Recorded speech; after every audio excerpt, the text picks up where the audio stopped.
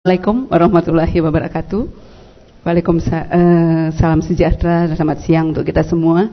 Kami dari PT Askes yang sebentar lagi tinggal 3 bulan, 100 sekian hari lagi menjadi BPJS Kesehatan, tentu sebenarnya tidak sebagai ancaman tetapi tantangannya luar biasa. Tidak hanya besar tapi luar biasa Bapak Ibu sekalian. Dan terima kasih untuk undangan hari ini, karena tentu ini menjadi satu kesempatan untuk kami menyampaikan atau bersosialisasi, juga menyamakan persepsi untuk program yang tidak kita percaya dengan niat dan kesungguhan serta dengan kerjasama yang baik tidak akan menjadi musibah, tetapi anugerah ya Pak ya. Pasti anugerah karena negara sudah masuk ke dalam area yang sangat prinsipil menjadi hak daripada masyarakat. Baik Bapak Ibu sekalian, bahwa saat ini sebelum nanti membahas 3 topik yang sudah disampaikan oleh pembicara, bahwa di PT Askes saat ini kita melakukan 2 transformasi yang inti, yaitu transformasi struktural. Tentu ini menyangkut berbagai hal legal yang menyangkut perpindahan atau perubahan nanti dari bentuk persero menjadi badan publik. Kemudian yang kedua, kita sedang melakukan transformasi kultural. Pasti ini tentu sesuatu yang tidak seperti legal tadi, meskipun sudah diselesaikan dan perlu penyempurnaan, tetapi transformasi struktural menjadi suatu kehidupan yang harus dilakukan di PT Askes, yang kemudian menjadi BPJS Kesehatan. Kemudian yang ketiga, sebenarnya kalau kami boleh sharing pada siang hari ini, transformasi yang terjadi di PT Askes sebenarnya juga meminta dan mengharapkan adanya transformasi kenegaraan. Sehingga tadi pernyataan dari Bapak Dr. Denny menyampaikan kita tidak membicarakan BPJS, tetapi suatu program jaminan kesehatan bagi negara di sini. Tentu ini kesamaan persepsi sudah terjadi, bahwa karena itu kami sangat membutuhkan dukungan dari semua pihak, karena tidak mungkin BPJS Kesehatan dapat menjadi jawaban sebagaimana tadi bukan drug of choice daripada masalah kesehatan saat ini. Bapak Ibu sekalian, sebagaimana 3 topik yang dibahas oleh pembicara, tantangan BPJS Kesehatan saat ini kalau kami bisa sebutkan, yang pertama adalah memang meningkatnya penyakit tidak menular.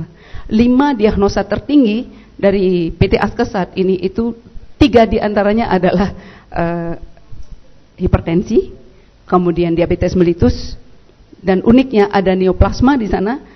Kalau di sini ada pneumonia, tetapi di Askes mencatat tipoid, karena pneumonia sudah menjadi program, sedangkan di kami itu ada tipoid, dan kemudian kembali ke kencing manis, ke diabetes mellitus. Sehingga kami saat ini memiliki suatu program pengelolaan penyakit kronis 2, yaitu hipertensi dan kencing manis. Berdasarkan hal-hal tersebut, tahun 2009 sebenarnya pemerintah kemudian memenuhi amanat peraturan Presiden nomor 28 tahun 2003 tentang subsidi katastrofik. Kami sudah menerima di tahun 2009 itu subsidi katastrofik sebesar 25%, kemudian 50%, kemudian menjadi 100%, yang besarannya itu adalah 50% daripada proyeksi realisasi di tahun yang bersangkutan. Dan Bapak Ibu, uniknya penyerapan biaya katastrofik ini yang semula hanya 19% di tahun 2009 itu menjadi 25% di tahun 2012. Jadi seluruh biaya pelayanan kesehatan itu sekarang sudah terserap 1/4 lebih ke biaya katastrofik. Jadi sangat memprihatinkan sekali Bapak Ibu. Benar seperti tadi disampaikan, 35 tahun itu sudah terdiagnosa dengan gangguan jantung dan lain sebagainya. Dan akibatnya karena ini zero cost sharing, tidak ada urun biaya, menariknya kemudian supply menjadi semakin tinggi, semakin banyak. Jadi banyak sekali kemudian unit-unit PJT itu dibuka, meminta kerjasama. Akibatnya juga menarik kembali biaya pelayanan kesehatan. Sebagai contoh, ada di sebuah kota di Jawa Timur, awalnya di rumah sakit pemerintah ini hanya mampu melakukan klaim ke kami itu 21 kasus tindakan jantung per bulan. Tapi begitu dibuka swasta, itu menjadi 200 kasus per bulan. Jadi ada kenaikan 10 kali lipat. Dan setelah kita lihat, ternyata itu pemasangan ring Bapak Ibu sekalian. Mohon maaf meskipun saya background medis, tetapi tidak mendalami di jantung. Itu seharusnya 4-5 pemasangan ring misalnya, itu sudah maksimal. Dia harus dilakukan bedah toraks. Tapi ini tidak, ini bisa sampai 8, bisa sampai 12 ring dipasang di satu pasien. Nah, ini membutuhkan kerjasama juga dengan Dewan Pertimbangan Medik, hal-hal apa yang bisa kami bayar atau tidak bayar. Karena tadi juga sempat dengan Prof. Laksono membahas tentang bagaimana fraud, abuse atau overutilisasi yang terjadi dengan tersedianya jaminan asuransi kesehatan bagi masyarakat kita yang sudah pasti akan mengoptimalkan pelayanan kesehatan oleh peserta juga oleh supplier atau PPK. Nah, Bapak Ibu sekalian, 5 kasus katastrofik yang saat ini tidak memungut urun biaya dari peserta Askes ada 5, yaitu jantung, kemudian gagal ginjal terminal, dalam hal ini tindakan hemodialisa, kanker, kemudian talasemia dan hemofilia. Jadi ini sama sekali tidak ada urun biaya daripada peserta. Tantangan yang berikutnya yang dihadapi oleh BPJS Kesehatan saat ini adalah 5-7% itu biaya pelayanan kesehatan terserap di PPK tingkat 1, Bapak Ibu. Tapi 93-95% itu terserap di rumah sakit. Jadi bisa dibayangkan bahwa terjadi inproporsional daripada pembiayaan kesehatan. Jadi yang seharusnya mungkin nanti Prof. Laksono lebih precise angkanya, harusnya di sekitar 20, 25, 30% mungkin di PPK tingkat 1 dan sisanya adalah lanjutan. Tetapi kenyataannya di kami itu diserap sepenuhnya. Kenapa ini menjadi masalah? Yang pertama adalah karena sistem yang kami lakukan di Askes saat ini yang nantinya menjadi BPJS Kesehatan adalah managed care. Jadi suatu integrasi dari sistem pembiayaan dengan sistem pelayanan. Sementara dari persyaratan dari penyelenggaraan managed care ini ada insentif terhadap provider. Sementara pembayaran ke kapitasi untuk saat ini Bapak Ibu ketahui tidak langsung diterima oleh puskesmas, tidak langsung diterima oleh perawat, dokter yang bekerja di puskesmas. Harus masuk dulu ke pendapatan daerah, kemudian turun, yang secara langsung kemudian kepemilikan program ini hampir minim sekali di PPK tingkat 1. Kemudian yang ketiga, tadi misalnya penanganan AIDS dari Pak Halik, saat ini memang untuk penyakit penyerta Bapak itu menjadi tanggungan Askes. Sedangkan beberapa yang tadi memang yang masih tercatat biru, itu seperti obat, ARV, kemudian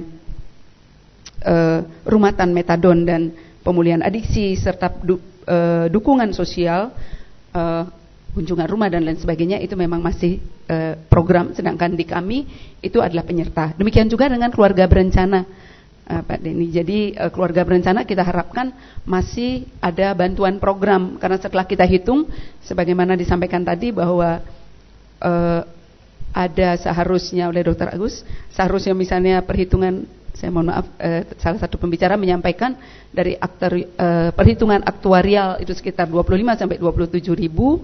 Tetapi yang mampu baru disediakan oleh negara dari 15.500 awalnya, kemudian bergerak menjadi 19.225. Itu pun belum secara legal ditetapkan dengan peraturan presiden. Jadi masih merupakan draft, di mana untuk kelas 3 itu 19.225, dan kemudian nanti kita tunggu berapa yang menjadi biaya atau iuran untuk masing-masing kelas yang berbeda. Nah, pada kesempatan ini kami menyampaikan yang terakhir bahwa tantangan yang terberat yang kami hadapi sekarang di Askes adalah aging population. Jadi 70% ke atas, hampir 70% ke atas peserta kami di atas 40 tahun, Bapak Ibu. Jadi ini yang menyerap biaya sangat tinggi untuk di Askes. Sebagai kesimpulan kami sampaikan bahwa saat ini Askes membutuhkan dukungan untuk tersusunnya standarisasi pelayanan, baik secara medis maupun non medis. Sebagai contoh, Bapak Ibu, kemarin kami dari Kota Bima, itu mohon maaf sekali, tapi ini realita yang terjadi. Rumah sakit itu tidak memenuhi standar kebersihan. Jangankan rumah sakit, misalnya airport atau bandara kita masih sangat jauh dari standar bersih. Nah, sehingga hal ini meskipun hal-hal yang kecil, sederhana, kami mohon ini dibuatkan suatu standarisasi dari pihak-pihak yang terkait. Karena apa? Karena amanat undang-undang mempersyaratkan kita adanya kendali mutu dan kendali biaya. Kemudian yang kedua adalah tentu tantangan penyerapan biaya pelayanan kesehatan yang tidak pernah akan mencukupi, sehingga jawabannya adalah kebutuhan kita di masa depan ini adalah segera mungkin melakukan promosi dan prevensi kesehatan yang semakin tinggi. Demikian kami sampaikan.